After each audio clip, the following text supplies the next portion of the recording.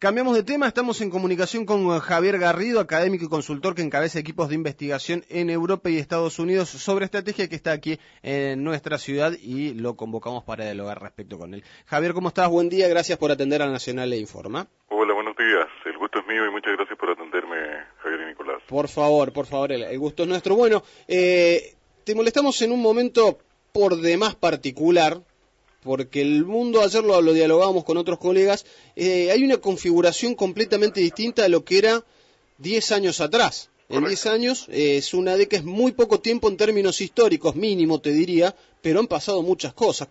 ¿Qué lectura se hace de esto?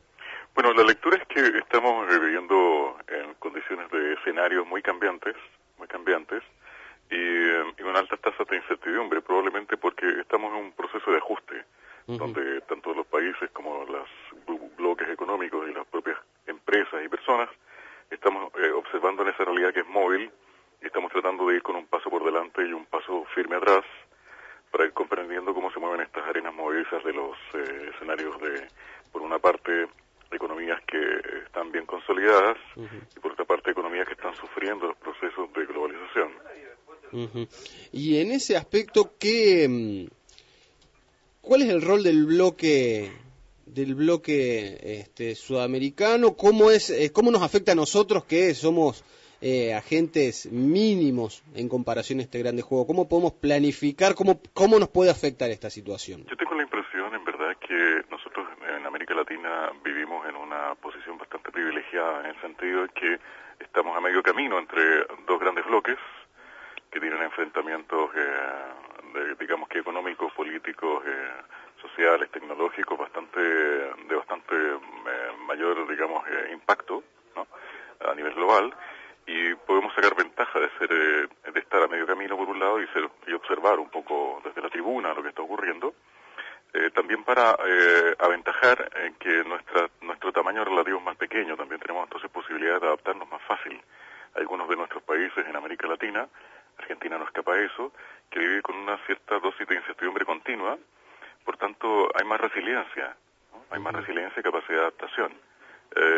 Yo estoy un poco en la tesis de un colega mío de la Universidad de Harvard que se llama Pankaj Ghemawat, que es que quizás nos hemos comprado mucho la tesis de la globalización y nos olvidamos al final del día que la mayor parte de la economía sigue moviéndose a nivel local. Francisco, ayer tuvo usted una capacitación, un encuentro con gente de la comunicación, gente del marketing, gente de las empresas cordobesas. Sí.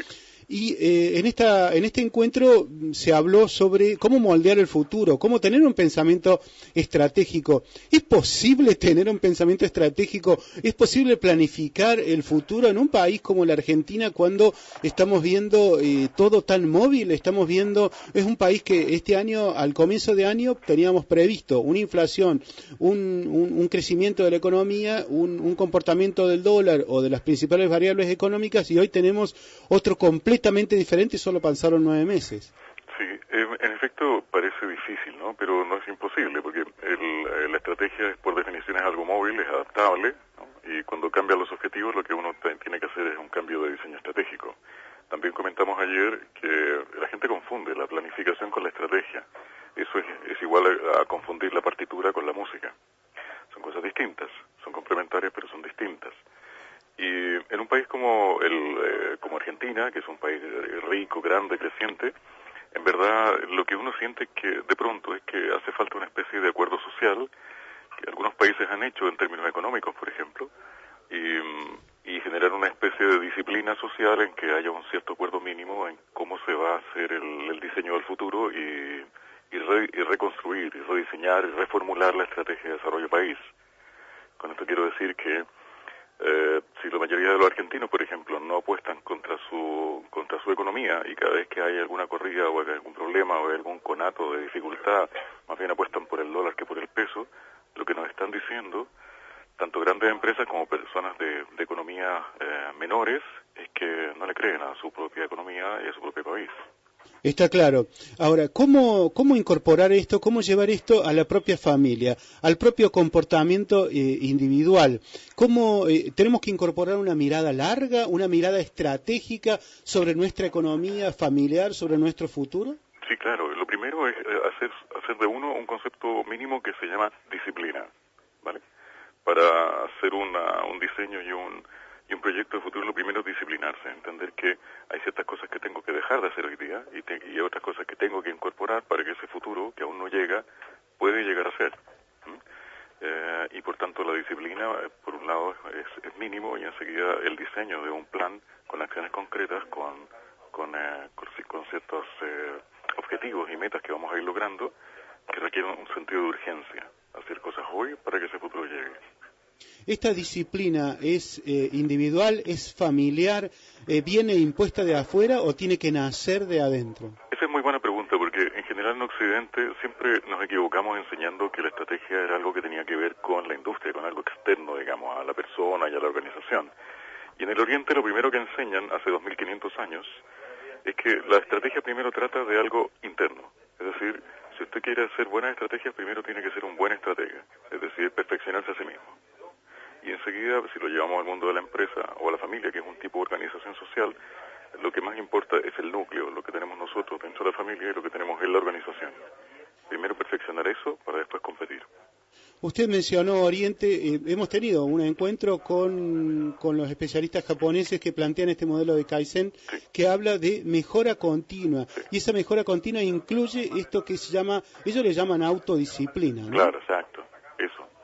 Y eso, la verdad, cuando yo he estado en China y en Oriente algunas veces, y uno cuando compara empresas allí, que finalmente las empresas son personas, ¿no? Y empresas nuestras, occidentales, si hay algo que nota de lo que podemos aprender, porque en verdad somos culturas ni mejores ni peores, solo distintas, es que la disciplina marca una diferencia fundamental en la formación y en la forma de hacer de las empresas y las personas también.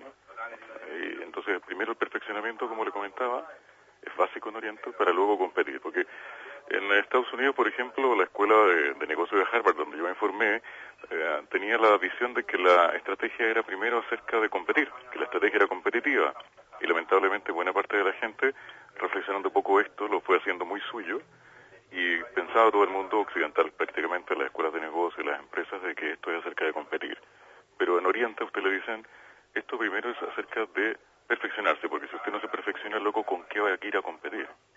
Parece todo sentido, ¿no? Es perfeccionarse y quizás también asociarse a otros que buscan, como nosotros, un nuevo camino, un nuevo destino. En efecto, porque si nos meten en la cabeza la idea errada de que esto es solo acerca de competir, nos perdemos que las relaciones humanas y las relaciones entre organizaciones son no solamente de competencia, sino también son de cooperación y eventualmente de conflicto incluso, ¿no? Pero si nos meten en la cabeza de que la estrategia es solo competitiva y nos olvidamos que también es cooperativa, por ejemplo, como usted bien dice, entonces nos perdemos una serie de modos de mirar las relaciones con otras compañías y con otros países, con otros grupos, con otras organizaciones para ir creciendo de la mano. Me parece que es interesante, particularmente lo que está diciendo Francisco, porque, sobre todo para la Argentina de hoy, ¿no? Porque hay que mirar al costado, hay redes de proximidad. Digo porque en la Argentina hoy está habiendo muchas empresas que están quebrando, está habiendo mucho desempleo, y es importante, cuando hablamos de la mirada larga, la mirada estratégica, parte de esa mirada larga es mirar al costado, mirar quién tenemos al lado para diseñar una nueva estrategia, ¿no? Por supuesto, y las estrategias colaborativas en momentos de crisis ofrecen oportunidades tanto para las organizaciones y personas que lo están pasando mal, como para otras que lo pueden estar pasando un poco mejor, estar en mejor situación, porque finalmente en el largo plazo ofrece crecimiento para los dos. Tenemos un solo planeta, si es que deberíamos ser más hábiles en cooperar. En el caso occidental hemos sido malos en eso y hemos facilitado mucho el crecimiento de los negocios orientales, básicamente por el cortoplacismo. Las empresas americanas, por ejemplo, y europeas, fueron a producir barato, mano de obra barata a China, y luego llevaron tecnología, hicieron crecer mucho China, no sé, estuvimos creciendo durante bastantes trienios al 9%, en el caso chino particularmente, y como la estrategia de desarrollo china es de largo plazo, los chinos se sentaron a mirar desde la galería cómo los occidentales torpemente incluso le estábamos regalando transferencia tecnológica. Y fueron más inteligentes.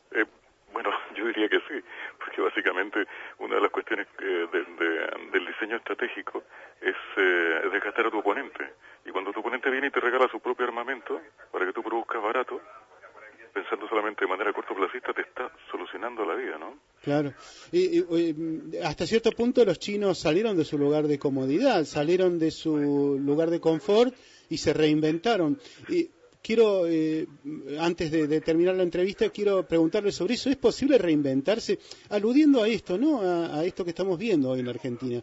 De repente, muchos empresarios vieron cómo se les termina el negocio, no solamente por la situación argentina, sino porque el mundo cambia tan rápidamente, que se les termina un negocio y a la gente se les termina el trabajo. ¿Es posible reinventarse?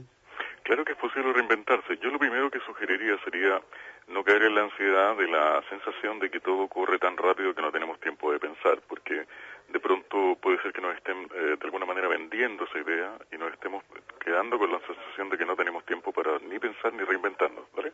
Lo primero es eso, mirar las cosas con calma y perspectiva.